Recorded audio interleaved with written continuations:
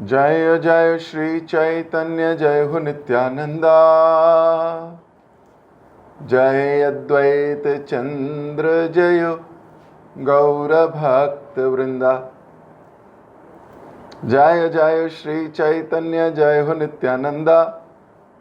जय अद्वैत चंद्र जय गौर भक्त वृंदा। जय जय श्री चैतन्य जय हो नित्यानंदा।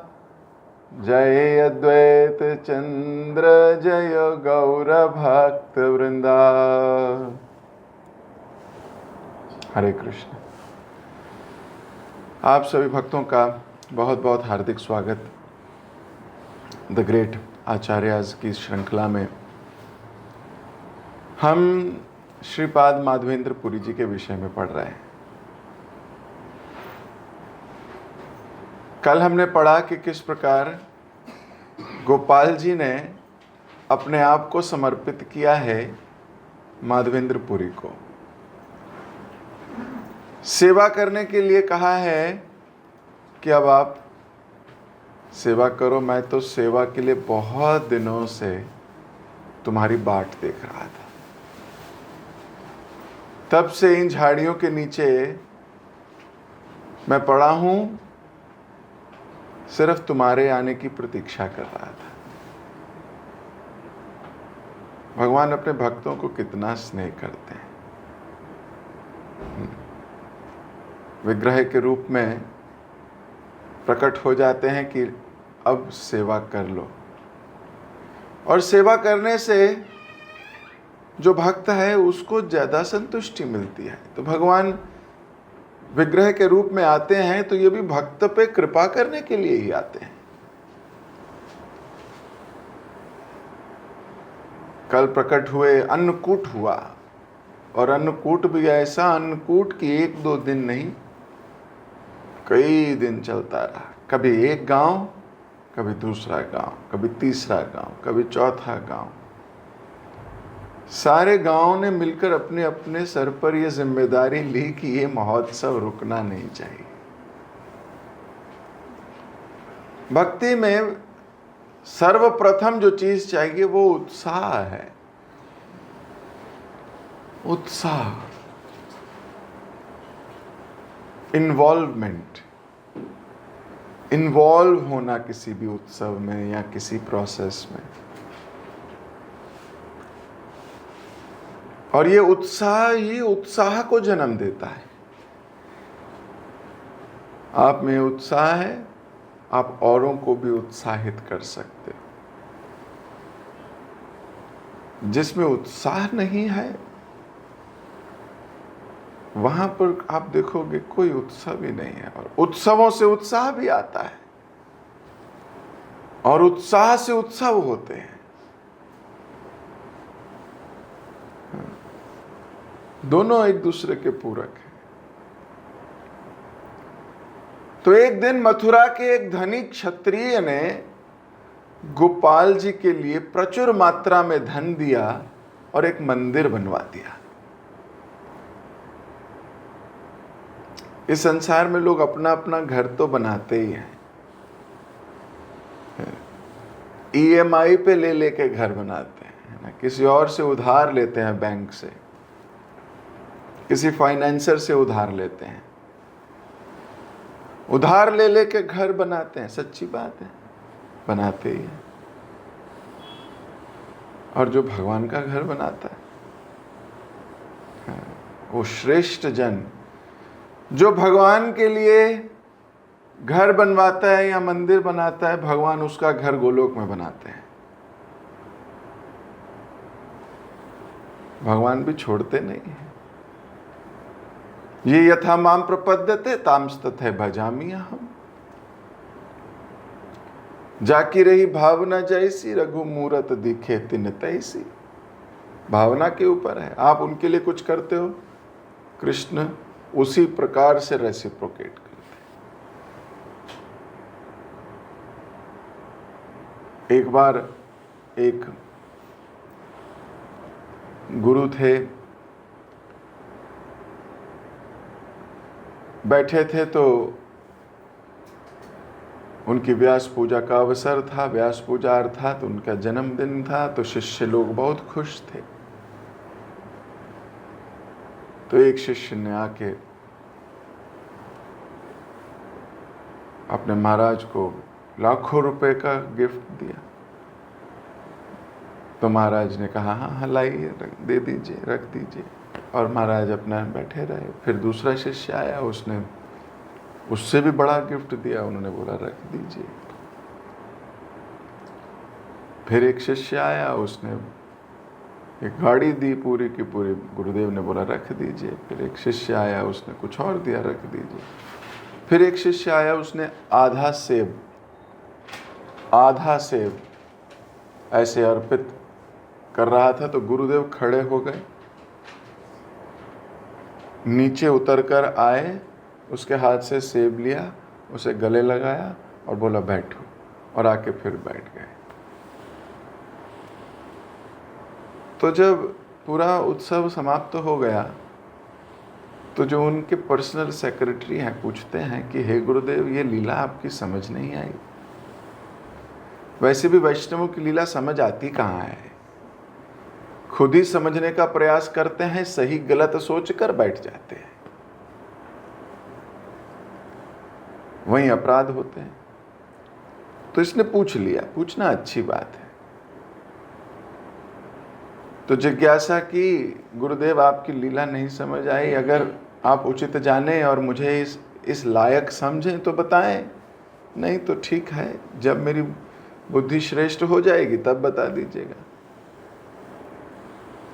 तो गुरुदेव ने कहा जो पहले आया था लाख रुपया लेके, वो एक्चुअली अरबपति है, उसने एक बूंद दिया है, अपनी पूरी के पूरी साम्राज्य का एक बूंद। जो दूसरे आया था वो खरबपति है, उसने आधी बूंदी दी है। जो तीसरे आया था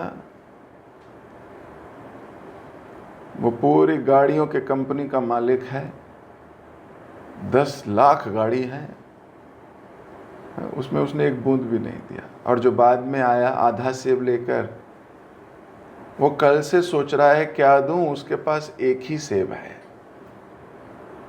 उसके पास इसके अलावा कुछ है नहीं। उसमें से भी उसने आधा सेब मुझे दे दिया है। उसकी पूरी पूंजी ही एक सेब है। तो मैं अगर उसके साथ वैसे रेसिप्रोकेट ना करूं, उससे तो अपना आधा धन दे दिया। इसीलिए मेरे को उठ के जाना पड़ा उसको गले लगाने के लिए। तो एकदम शिष्य समझ गया, ओ कृष्ण, ठीक है, समझ में आ गया। परम पूज्य राधानाथ स्वामी महाराज बोलते हैं, Krishna doesn't see what you give, Krishna sees what you hold back.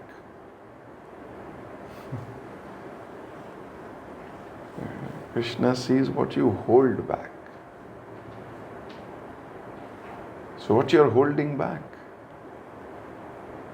लेकिन nonetheless कृष्ण रेसिप्रोकेट्स, भगवान रेसिप्रोकेट करते हैं उसी भावना से जैसे आपने किया। तो यहाँ एक धनी सेठ ने भगवान का मंदिर बनवा दिया है। यूं तो भगवान करोड़ों लोगों के घर बनाते हैं, सच्ची बात है। कितने सारे लोग आके प्रार्थनाएं करते हैं, हे भगवान हमारा एक घर हो। आप कभी गोवर्धन की तरफ निकलिए, वहाँ वो छोटे छोटे उन गोवर्धन की शिलाएं लेके 1 मंजिल 2 मंजिल 3 मंजिल कितनी मंजिल बनाते हैं, और ऐसा सोचते हैं कि हमारा भी 4 मंजिली घर बन जाएगा, अभी हमने यहाँ बनाया। ऐसी धारणाएं हैं लोगों की। भगवान कितनों की इच्छाएं पूरी करते हैं। पूरा संसार वैसे तो भगवान की ही संपत्ति है, अपनी संपत्ति में से कुछ जगह दे देते हैं भगवान, बोलते हैं अच्छा ये वाला सेक्टर में ये वाला प्लॉट ले लो, चलो। भगवान लाखों लोगों का घर बनाते हैं, कोई विरला ही भगवान का घर बनाने में हेल्प करता है, कोई विरला। और प्रभुपाद जी के भक्तों का तो कहना ही क्या, वो घर क्या बनाते हैं, वो अपने घर को ही मंदिर में कन्वर्ट कर देते हर वैष्णव के घर में ठाकुर जी हैं, हर वैष्णव के घर में गुरु परंपरा है, हर वैष्णव के घर में विधिवत भगवान की सेवा होने लगती है। तो उन्होंने तो अपने घर को ही कन्वर्ट कर दिया है मंदिर में, धाम में। वैष्णवों का तो कहना ही क्या। तो फिलहाल तो गोपाल जी के लिए एक नया मंदिर बन गया है, गोपाल जी की विधिवत स्थापना कर दी गई है। अन्य धनिकों ने सोना, चांदी, वस्त्र आदि नाना प्रकार के उपहारों से गोपाल जी का भंडार भर दिया है।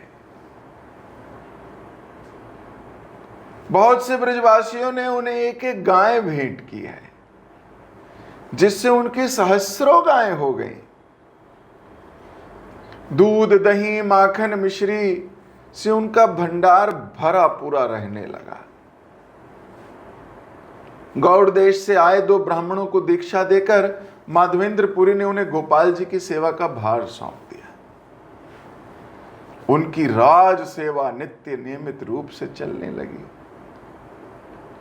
चैतन्य चरितामृत में इसका बड़ा डिटेल वर्णन है। माधवेंद्रपुरी के दिन गोवर्धन में गोपाल जी की सेवा की देखभाल में नियुक्त रहते हुए और नित्य नई झांकी के दर्शन करते हुए आनंद से बीतने लगे। जिस स्थान पर गोपाल जी प्रकट हुए थे, उस स्थान का नाम भी परिवर्तित हो गया गोपालपुरा, और यतिराज माधवेंद्रपुरी के नाम से जत्तीपुरा कहलाने लगा। तो आप जिसको भी जत्तीपुरा कहते हो, वो ये यतिराज जी के माधवेंद्रपुरी के नाम पे है। और गोपालपुरा, जहां से गोपाल जी प्रकट हुए, उसे कहलाने लगे। आज भी वही नाम चल रहे हैं।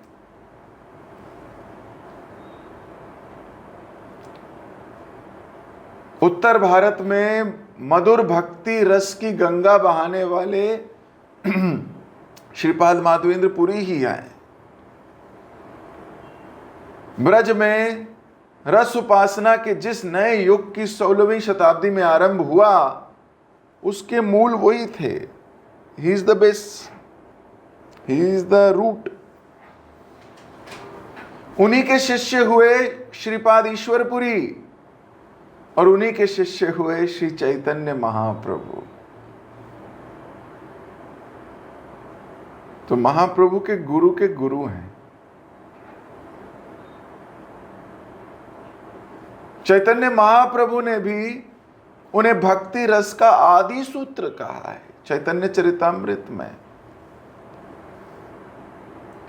भक्ति रस से आदि माधवेंद्र सूत्रधार, गौरचंद्र इहा कही याछेन बार बार।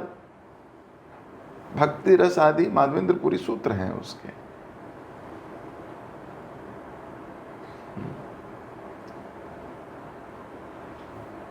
तो भक्ति रस को एक आंदोलन के रूप में इन्होंने उजागर किया। हजारों लोगों को गोपाल जी की सेवा में नियुक्त किया। आज भी श्रीनाथ जी के रूप में इनकी सेवा हो रही है। सैकड़ों लोग आके दर्शन आदि का लाभ लेते हैं। कभी आप दर्शन करने जाइए तो आप भव्य मंदिर के दर्शन करेंगे। हर ड्रेस का अलग रूम है, इनको जो तांबुल चढ़ता है उसका अलग कमरा है, फूल माला बनती हैं उसका अलग कमरा है। ऐसे अनेकों अनेक कमरे हैं जहां उनकी एक एक चीज की सेवा की देखभाल की जाती है।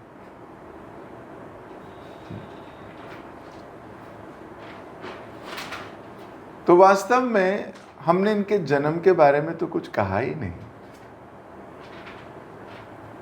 हमने तो वृंदावन से ही शुरू किया था।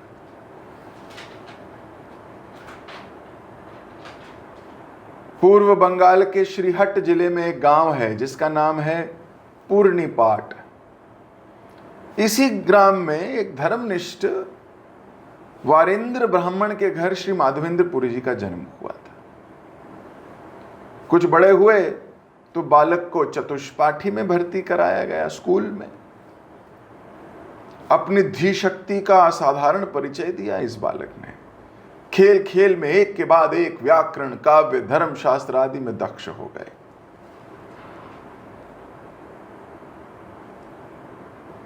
तो जितने गुरुजन रहे वो इंटेलिजेंट बहुत रहे हैं बड़े मेधावी छात्र रहे हैं। कुछ और बड़े हुए तो वेद, वेदांगण, भागवत, अनन्यान्य भक्ति शास्त्रों का भी माधवेंद्रपुरी ने मंथन कर डाला और आरंभ किया अध्यापन का गौरवपूर्ण जीवन। अध्यापक हो गए जैसे महाप्रभु थे। उनके साथ ही उनके जीवन में उद्गत हुई भगवत प्रेम की रसधारा श्रीहट्ट में ही नहीं, पूर्व बंग में सर्वत्र फैल गई उनकी प्रतिभा और भक्तिमय गाथा और उनकी ख्याति। अवसर जान माता पिता ने उनका विवाह कर दिया। कुछ दिन बाद एक पुत्र का जन्म हुआ। पुत्र के जन्म के पश्चात हठात ही पत्नी का देहांत हो गया। माधवेंद्र को संसार से वैराग्य हो गया। गंगा तीर पर कहीं वास करने के उद्देश्य से वे पुत्र को लेकर पश्चिम बंगाल चले गए। पश्चिम बंगाल में कुलिया और कुमारहट के बीच विष्णु ग्राम है। वही माधवेंद्रपुरी ने एक कुटिया का निर्माण किया और चतुष्पाठी खोलकर अध्यापन का कार्य आरंभ कर दिया। कुछ ही दिनों में पश्चिम बंगाल में भी उनके शास्त्र ज्ञान और भक्ति भाव का सर्वत्र चर्चा होने लगी। एक दिन उनके निकट आकर शरणागत हुए एक मेधावी तरुण उनसे शिक्षा दीक्षा ग्रहण कर उत्तर काल में वही श्री चैतन्य महाप्रभु के गुरु श्रीपाद ईश्वरपुरी के नाम से प्रसिद्ध हुए। कुछ दिन बाद उनकी साधन निष्ठा और भक्ति शास्त्रों में अपूर्व व्युत्पन्नता के लोगों के मुख से बार बार चर्चा सुन श्रीहट्ट के नवग्राम से आए एक और तरुण छात्र, एक और व्यक्ति आ गया है श्रीहट्ट के नवग्राम से। कौन है? पहचान सकते हो? इनका नाम है कमलाक्ष। ये नाम तो जाना पहचाना लगता है। ये कोई और नहीं, यही हैं अद्वैताचार्य। अद्वैताचार्य का पहले नाम कमलाक्ष था। तो अद्वैताचार्य भी इन्हीं के शिष्य है। तो कमलाक्ष उत्तर काल में प्रसिद्ध हुए श्री चैतन्य महाप्रभु के अभिन्न पार्षद श्री अद्वैताचार्य के रूप में। कमलाक्ष के मुख पर माधवेंद्र ने देखी एक अपूर्व प्रतिभा की दीप्ति और नेत्रों में प्रेम भक्ति रस की स्निग्धता। अब एक गुरु को ऐसा शिष्य मिल जाए जिसकी रुचि भक्ति में हो तो कहना ही क्या। ऐसा शिष्य जो भागवत सुनने में, पढ़ने में जिसकी जिज्ञासाएं हैं, प्रेम से स्वीकार करता है, अमल करने की कोशिश करता है, जो जिस दिन सुना अगले दिन से उसके जीवन में वो दिखने लगता है। ऐसा शिष्य पाकर तो कोई भी गुरु धन्य हो जाएगा।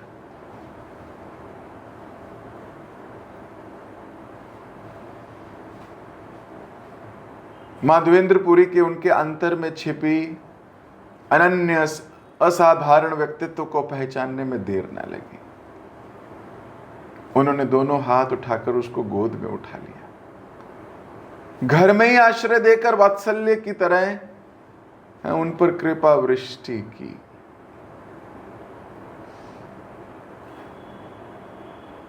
भागवत का अध्ययन करने के साथ ही जाग चुकी थी माधवेंद्र के हृदय में कृष्ण प्रेम की अनंत पिपासा।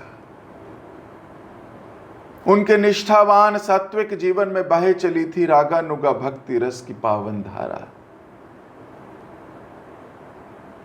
वे सदा जयदेव, विद्यापति और चंडीदास के भावलोक में विचार करा करते और उनकी कोमलकांत पदावलियों से अपने भावुक हृदय की रसायत कर राधा कृष्ण की मधुर लीलाओं के चिंतन में डूबे रहे थे। तब भी उनकी पिपासा मिटती नहीं। उन्होंने सुना था कि दक्षिण देश में तमिल अलवरों में भागवत धर्म के एक अपरूप माधुर्यमय विकास के बारे में। उनका मन मचल पड़ा दक्षिण भारत की यात्रा करने को। उन्होंने निश्चय किया कि संसार कूप से सदा के लिए बाहर निकलकर दीनहीन कंगाल वंश में दक्षिण के तीर्थों में भ्रमण करते कुछ दिन वहां के प्रेमी भक्तों साधकों का संग करेंगे। एक दिन अपने सर्वप्रिय छात्र कमलाक्ष को बुलाकर उन्होंने कहा, वत्स, मेरे जीवन का अब एक नया अध्याय आरंभ होने जा रहा है। इष्ट देव श्यामल किशोर का अन्वेषण करने में संसार छोड़कर जा रहा हूं। विष्णुदास के पालन पोषण का भार तुम्हारे ऊपर छोड़े जा रहा हूं। यदि श्यामल किशोर के दर्शन मिले तो लौटूंगा, नहीं तो कभी लौटूंगा नहीं। ये क्या गुरुदेव? कमलाक्ष कहकर रो पड़े। विस्फिरित सजल नेत्रों से उनकी ओर देखते रह गए। कमलाक्ष, गुरुदेव ने स्नेह के स्वर में कहा, मुझ दीनहीन साधक के लिए तुम्हारे अश्रु शोभा नहीं देते। आंसू बहाने ही हैं तो बहाओ समस्त विश्व के लोगों के लिए। जन्म मरण के चक्की में निरंतर जो पिस रहे हैं त्रिताप त्रस्त जीवों के लिए, जिनका रोना कभी रुकता नहीं, उनके लिए आंसू बहाने हैं तो भगवान के आविर्भाव के लिए बहाओ। उनके आविर्भाव के बिना जीवों का उद्धार संभव नहीं। उनका आविर्भाव क्या संभव है गुरुदेव? कमलाक्ष ने आशा और निराशा दोनों मिश्रित स्वर में प्रश्न किया। संभव ही नहीं है, निश्चित है वत्स। मैं दिव्य दृष्टि से देख रहा हूं कि उनके आने का समय निकट है। मनुष्य के पाप की आज सीमा नहीं है। हिंसा और द्वेष की अग्नि में विश्व झुलस रहा है। यही तो अवसर है उनके आने का।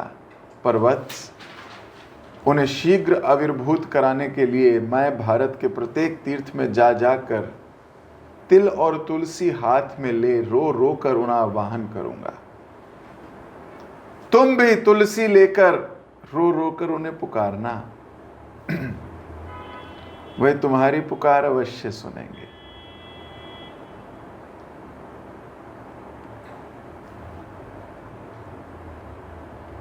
माधवेंद्र निकल पड़े।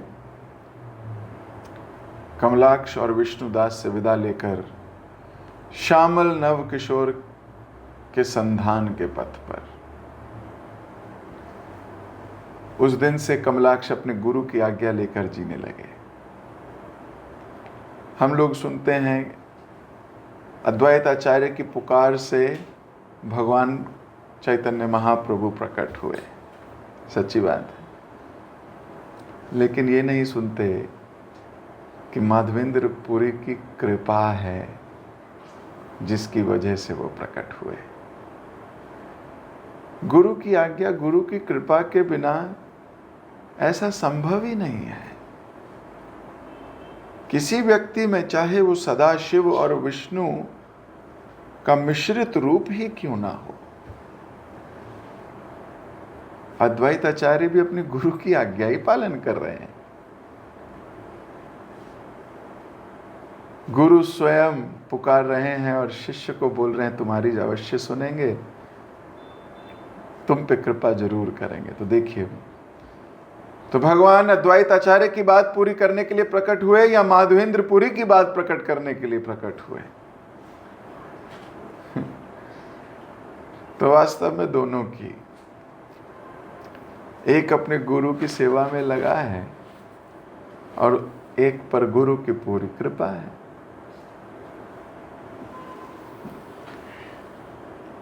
ये संसार में अहंकारी लोग भूल जाते हैं, अहंकार विमूढ़तात्मा कर्ता अहम इति मन्यते। इसलिए जो श्रद्धावान जीव हैं, जिनको भक्ति तत्व का पूरा ज्ञात है, वो ये जानते हैं कि बिना कृपा के नहीं होता।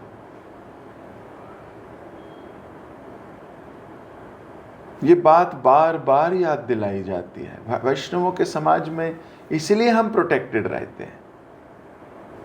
अगर इस बात पे यकीन हो जाए, भगवान के प्रति हमारा बड़ा ग्रेटफुलनेस, ग्रेटिट्यूड रहेगा। जीव भगवान को क्यों भूल जाता है? जीव भगवान को भूल जाता है, वो सोचता है मेरे जीवन में कोई योगदान नहीं है भगवान।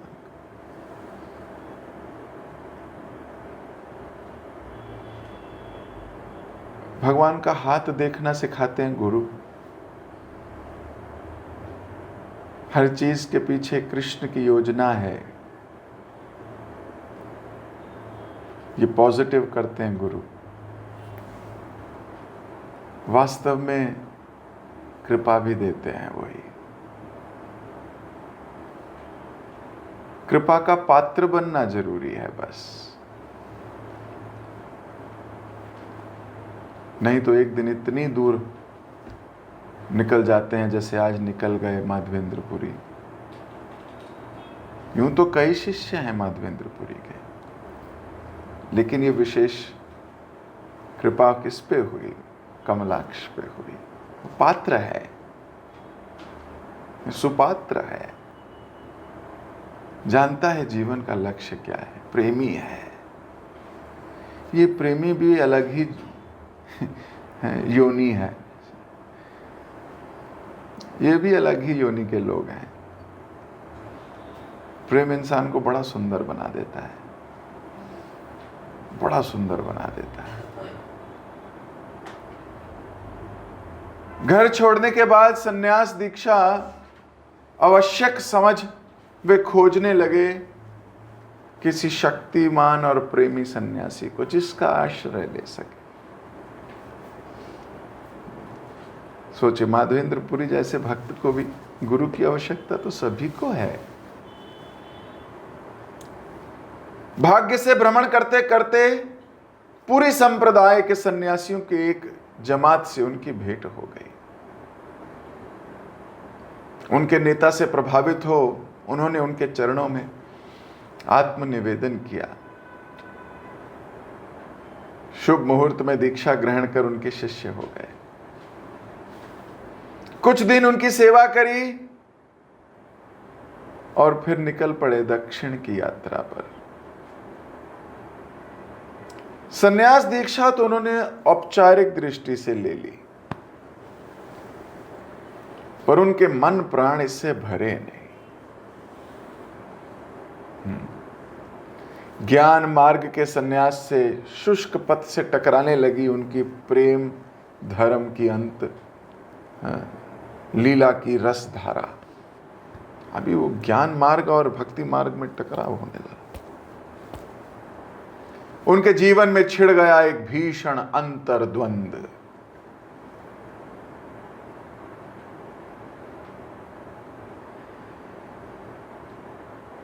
इस मानस संकट में पर्यटन करते करते वे पहुंचे माधवाचार्य के द्वैतवादी संप्रदाय के प्रधान केंद्र उडुपी।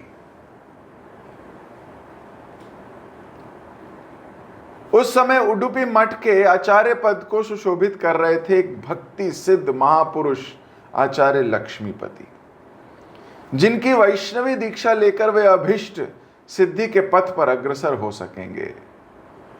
इसलिए उन्होंने उनसे वैष्णव दीक्षा ग्रहण की और उडुपी मठ में रहकर भक्ति साधना प्रारंभ कर दी। फिर से दीक्षा ली।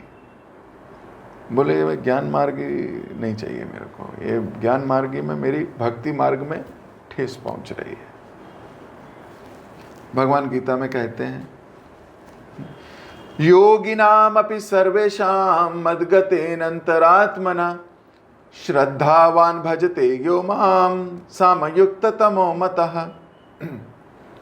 भगवान बोलते हैं समस्त योगियों में, ज्ञान योगी, कर्म योगी, अष्टांग योगी, ध्यान योगी इत्यादि समस्त योगियों में मुझे भक्ति योगी सबसे पसंद है। जो प्रेम से, श्रद्धा से मेरी सेवा में लगा है, मुझे वो सबसे ज्यादा पसंद है। इसलिए जब भक्ति मार्गी को कोई ज्ञान मार्गी टकराता है या ज्ञान मार्ग दिखता है तो वो जाता नहीं है, वो कहता है अरे शुष्क मार्ग है, ड्राई है, बिल्कुल ड्राई, ना कुटुंब है, ना आनंद है, ना कीर्तन है, ना रस है, ना डांस है, ना ही ऐसा प्रेम। तो पहले दीक्षा तो ले ली थी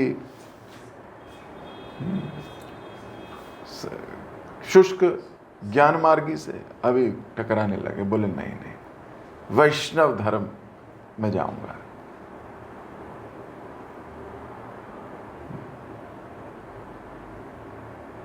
उनके हृदय में जिस रसमयी रागानुगा भक्ति लता का अंकुर फूटा था, उसका धीरे धीरे विस्तार होने लगा।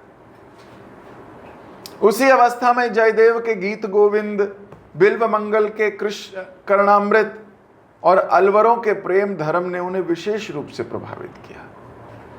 उनके प्रभाव से वे राधा कृष्ण की प्रेम लीलाओं के चिंतन में ऐसे डूबे कि फिर उभरने का नाम ही नहीं लिया। कुछ ही दिनों में अभिष्ट सिद्धि हुई। उनके हृदय में सदा के लिए प्रतिष्ठित हुई राधा कृष्ण की रसो उज्ज्वल मूर्ति और उनके जीवन मंच पर प्रारंभ हुई उनकी मधुर रसमयी लीला।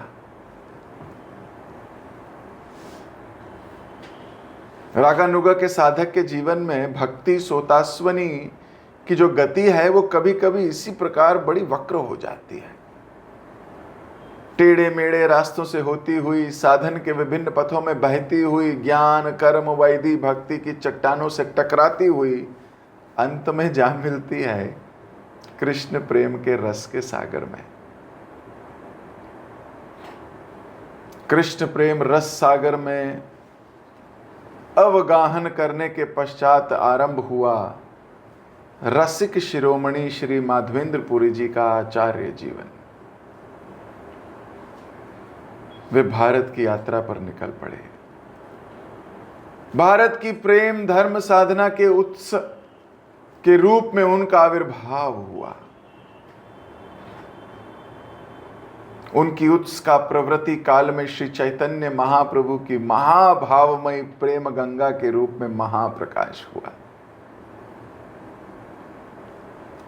श्री चैतन्य महाप्रभु भी जब दक्षिण की यात्रा पर जा रहे थे तो सार्वभौम भट्टाचार्य ने उनके गोदावरी के तट पर श्री माधवेंद्र पुरी के प्रशिष्य राय रामानंद से मिलने का आग्रह किया था और कहा था, तो मारस संगेर योग्य ते हो एक जन, पृथ्वी ते रसिक भक्त नाही तारसम। अर्थात रामानंद राय एक ऐसे व्यक्ति हैं जो सर्वदा आपके संग के योग्य हैं। उनके समान रसिक पृथ्वी पर इस वक्त दूसरा कोई नहीं है। वे भी माधवेंद्रपुरी के ही शिष्य हैं। तो सोचिए, ईश्वरपुरी भी माधवेंद्रपुरी के शिष्य, राय रामानंद माधवेंद्रपुरी के शिष्य, अद्वैत आचार्य भी माधवेंद्रपुरी के शिष्य, और यही नहीं और भी कई भक्त हैं जो आगे आगे आएंगे।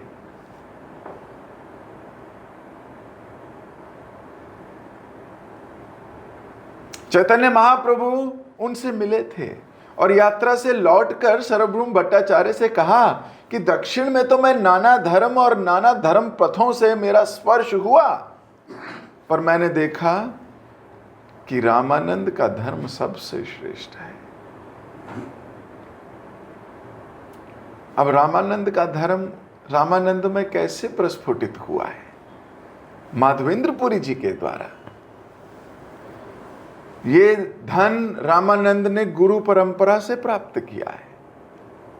राय रामानंद ने माधवेंद्रपुरी की सेवा से, माधवेंद्रपुरी की बात सुनकर, माधवेंद्रपुरी से मनोभाव जानकर ये गुरु परंपरा में आशीर्वाद के रूप में प्राप्त किया है। जिस प्रेम धर्म और रस रीति का श्री माधवेंद्रपुरी ने प्रचार किया है, उससे सन्यासी, गृहस्थ, आचार्य सभी आकर्षित हुए हैं। सभी वर्ग के असंख्य लोगों ने उनका आश्रय प्राप्त किया है। भारत के दक्षिणांचल में परमानंदपुरी, पश्चिम में श्री रंगपुरी और पूर्व में अद्वैत आचार्य और पुंडरिक विद्यानिधि ने उनके धर्म का विस्तार किया है। पुंडरिक विद्यानिधि भी उन्हीं के भक्त हैं, उन्हीं के शिष्य। और भी अनेक शिष्य हैं, जैसे ईश्वरपुरी, ब्रह्मानंदपुरी, विष्णुपुरी, रघुपति उपाध्याय, कृष्णानंद, नरसिंह तीर्थ, सुखानंदपुरी, रामचंद्रपुरी, रघुनाथपुरी, अनंतपुरी, गोपालपुरी, ये सारे उनके विरक्त शिष्य थे जिन्होंने संन्यास लिया था। गृहस्थ शिष्य भी थे। श्रीवास पंडित, रत्नगर्भ आचार्य, शुक्लांबर ब्रह्मचारी, गंगाधर, हिरण्य, सदाशिव, जगदीश, ये सारे इन्हीं के शिष्य हैं।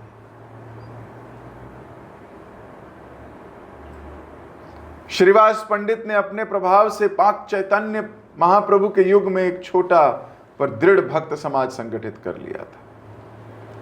माधवेंद्रपुरी के शिष्य पुंडरिक विद्यानिधि ने श्री चैतन्य महाप्रभु के अति अतरंग श्री गदाधर पंडित को दीक्षा दी थी। उन्हीं के शिष्य राघवेंद्र राय ने रामानंद को दीक्षा दी थी। श्री जीव गोस्वामी के वैष्णव वंदना के अनुसार माधवेंद्रपुरी के शिष्य श्री संकर्षणपुरी ने प्रभु नित्यानंद प्रभु को भी दीक्षा दी थी। तो नित्यानंद प्रभु भी इन्हीं के शिष्य हैं। इस प्रकार माधवेंद्रपुरी चैतन्य महाप्रभु के आविर्भाव की भूमिका तैयार करने में कोई कसर नहीं छोड़ी।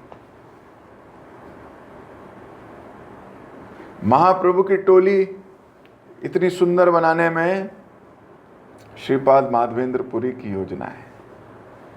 इतने भक्तों को तैयार कर दिया महाप्रभु से मिलन के लिए।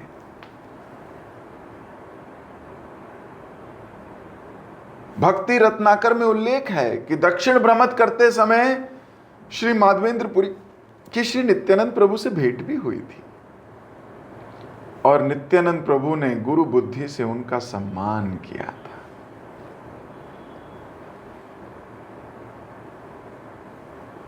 जो स्वयं आदि गुरु हैं श्री नित्यानंद प्रभु, वे भी अपने गुरु का सम्मान कर रहे हैं। बहुत सुंदर, ये वैष्णव समाज बहुत सुंदर है। अगर कोई इसको पालन करे तो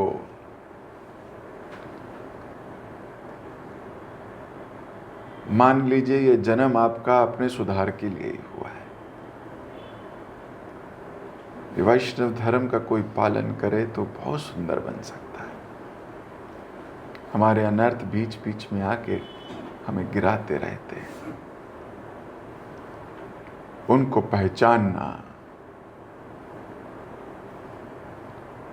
और उनको बाईं लात मारना,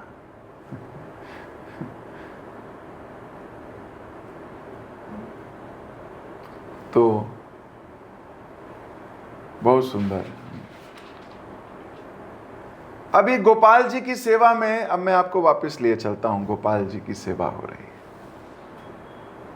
तो इनके बाल्यकाल और ये भक्ति में कैसे आए, हमने आज उसका भी चर्चा की। माधवेंद्रपुरी आखिर भक्ति में कैसे आए। महाप्रभु तक ने इनको स्वीकार किया है, इन्हीं की श्रृंखला में, इन्हीं की परंपरा में आए। तो गोपाल जी की सेवा में ब्रजमंडल में रहते रहते माधवेंद्रपुरी जी को 2 वर्ष हो गए थे। उनका समय बड़े आनंद से कट रहा था। गोपाल भी अपनी सेवा के लिए अजस्र भोग सामग्री ना जाने कहां से नित्य मंगा लेते थे। माधवेंद्र को उनकी चिंता बिल्कुल नहीं करनी पड़ती थी। नित्य गोपाल जी के मंदिर में महोत्सव लगा रहता था। माधवेंद्र का आजीवन उन्हें छोड़कर कहीं जाने का तो प्रश्न ही नहीं था। फिर एक दिन, ओहो, आ ही गया एक दिन। ये कमाल का एक दिन है। एक दिन से शुरू होती है कथा, एक दिन ही खत्म है। मुझे याद है बचपन में जब कहानी सुनते थे कोई, तो ऐसे ही शुरू होती थी, एक बार की बात है, वंस अपॉन अ टाइम। तो अभी मैं अपनी वाणी को यहीं विराम दे रहा हूं। आखिर ऐसा क्यों हुआ कि माधवेंद्र जी के गोपाल जी को छोड़कर जाने की बात हो रही है?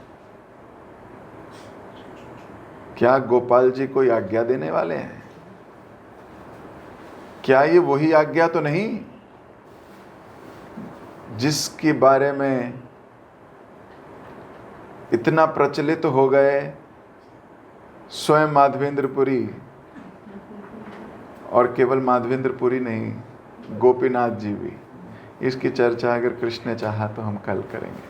जगत गुरु श्रील प्रभुपाद की जय, श्रीपाद माधवेंद्रपुरी की जय। हरे कृष्णा।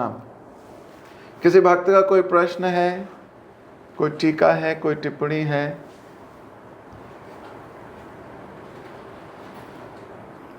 सब डूब गए। ठीक है, हरे कृष्ण। हरे कृष्णा प्रभु जी, दंडवत प्रणाम। थैंक यू सो मच प्रभु जी और सुंदर क्लास के लिए।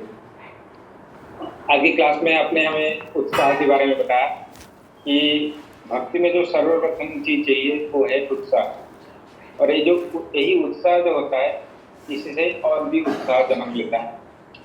और जो उत्सव हो रहा था अन्नकूट का, तो उत्सव से उत्साह आता है और उत्साह से उत्सव भी होता है।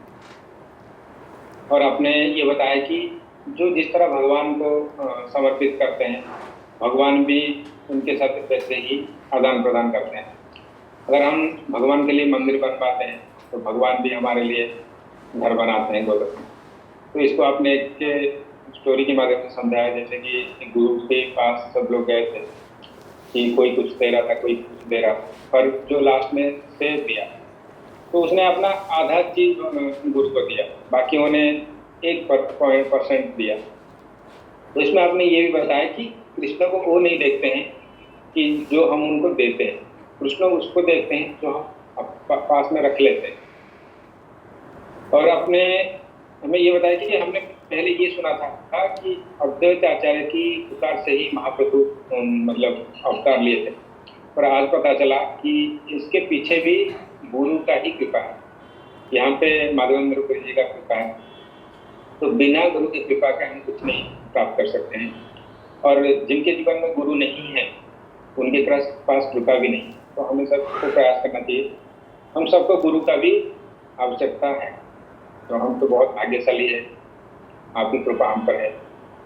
और आपने हमें ये बताया कि जितने भी मार्ग है भगवान को प्राप्ति करने के लिए, सबसे जो बेस्ट मार्ग है वो है भक्ति मार्ग। और आपने ये बताया कि हमारे जो अनर्थ है, हमारे अंदर बहुत सारे अनर्थ है, तो उसको हमें पहचानना है और उस अनर्थों को हमें बायलात मानना है। तो बायलात का मतलब भी हमें आप समझाए थे कि जिसको हम परमानेंट त्याग करना, तो बायलात मानना। थैंक यू सो मच प्रभु जी, बहुत सुंदर क्लास के लिए। सभी भक्तों को भी धन्यवाद इतने प्रेम को श्रवण करने के लिए। हम प्रभु जी का धन्यवाद करेंगे एक बार। हरे कृष्ण हरे कृष्ण हरे कृष्ण कृष्ण कृष्ण हरे हरे, हरे Ram Ram Ram. Thank you so much.